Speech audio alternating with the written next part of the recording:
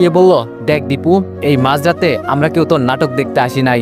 যা গিয়ে ঘুমা, এই খুশিতে আত্মরা হলে হবে না, সকালে এই খুশি প্রকাশ করিস। আমি আপুর দিকে তাকিয়ে বললাম, ডাইনি কথাকার, দেখে নিব তোরে। আপু বলল, তবে রে। আমি আম্মুর থেকে সরে গিয়ে বললাম, আয় দেখি সাহস থাকলে। বাবা ধমক দিয়ে বলল, এই তোরা যার যার রুমে যা, আর দীপু চুপচাপ ঘুমা গিয়ে। আমি মাথা নিচু করে বললাম, সবাই চলে গেলে শুধু আপু দাঁড়িয়ে আছে। আমি বললাম, আপু চল না একটু ড্যান্স করি। আপু চোখ লাল করে চলে গেল। যাক বাবা, কি এমন করে ফেলেছি আমি?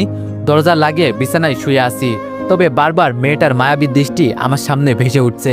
আপনি আমার ধর্মের ভাই লাগেন, এই কথাটা সবসময় কানের কাছে বাজছে। আমি কি কোনো ভুল করেছি?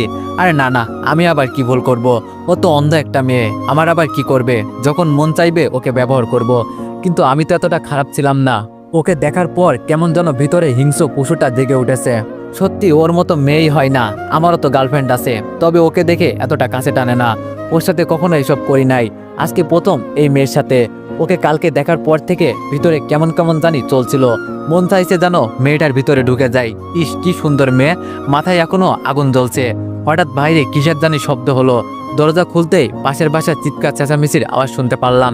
হয়তো জেনে গেছে যে ওর মেয়ের সাথে কেউ শারীরিক সম্পর্ক করেছে। তবে আমার কি, আমার কাজ আমি সেরে ফেলেছি। হঠাৎ পিছন থেকে আপু বলল, কি হয়েছে রে দীপু? এইসব কান্না চিৎকার চেঁচামেচির আওয়াজ কোথা থেকে আসছে? আমি বললাম, এখন যাবি? সকালে যাই, এত রাতে যাওয়া ঠিক হবে না। আপু আমার দিকে রাগী দৃষ্টিতে তাকিয়ে বলল, আরে বোকা, বিপদ কি আর বলে আসে, কখন কার কি হয়? আপু আমার হাত ধরে বাইরে নিয়ে গেল। এখন আমার ভয় করছে, যেন ধরা পড়ে না যায়। বুকের ভেতরটা মুচড়ে উঠল, বুকটা 3 ইঞ্চি ফাঁক হয়ে সমুদ্রের ঢেউয়ের মতো লাফাতে লাগলো। কলিং বেল বাজাতেই আপুর বয়সী একটা মেয়ে দরজা খুলে দিল। আপু জিজ্ঞেস করলো, কি হয়েছে ভিতরে? মেয়েটা কান্না করতে করতে বলল, আমাদের বাড়ির ছোট মেয়েকে কে জানি আজকে রাতে ধর্ষণ করেছে। আপু বলল, রিয়াকে নাকি? মেয়েটা আপুর দিকে তাকিয়ে বলল, আমি ভয়ে কোনো কথা বলছি না, শুধু আপুর সাথে দাঁড়িয়ে আছি, আর বুকের ভেতরটা কেঁপে উঠছে বারবার। আপু আমাকে নিয়ে উপরে নিয়ে যেতে লাগলো। উপরে গিয়ে দেখি মেয়েটার চোখ বন্ধ। এটা দেখে ভয় হতে লাগলো। ও তো আবার মরে টরে যায় নাই। মেয়েটার মা আপুকে জড়িয়ে ধরে বলল, আমার অন্ধ মেয়েটার সাথে এমনটা কিভাবে করতে পারলো? আপু বলল, রিয়ার তো আবার কিছু হয় নাই। রিয়ার আম্মু কান্না করতে করতে বলল, না তেমন কিছু হয় নাই, তবে ওকে হাসপাতালে নিয়ে যেতে হবে। হঠাৎ একটা ছেলে বলে উঠল, ওকে আমি ছাড়বো না। আমার বোনকে যে ধর্ষণ করছে না, ওর কলেজাটা আমি বের করে নিব। আমার বাবা সেনাবাহিনীর মেজর, আর আমি এই থানার ওসি।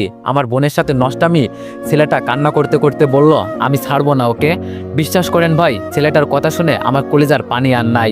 দূর, কেন দিয়ে এসব করতে গেলাম? এখন আমি যে কোনো সময় অজ্ঞান হয়ে মাটিতে পড়ে যেতে পারি, এমন অবস্থা হয়েছে আমার।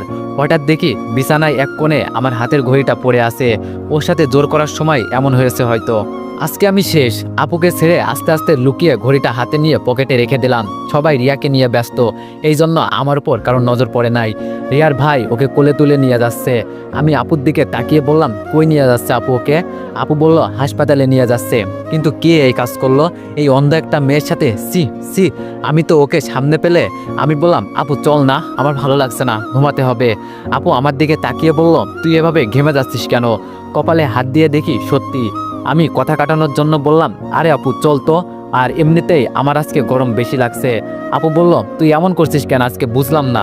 আপুকে নিয়ে বাসায় চলে আসলাম। দেখি আম্মু আব্বু দাঁড়িয়ে আছে। আমি আপুকে বললাম, আমি ঘুমাতে গেলাম, তুই কথা বল। এই বলে রুমে এসে সরাসরি ওয়াশরুমে গিয়ে শরীরে পানি দিয়ে ঠান্ডা করতে লাগলাম। ঝর্ণার পানিতে যেন শরীর ঠান্ডা হতেই চাচ্ছে না।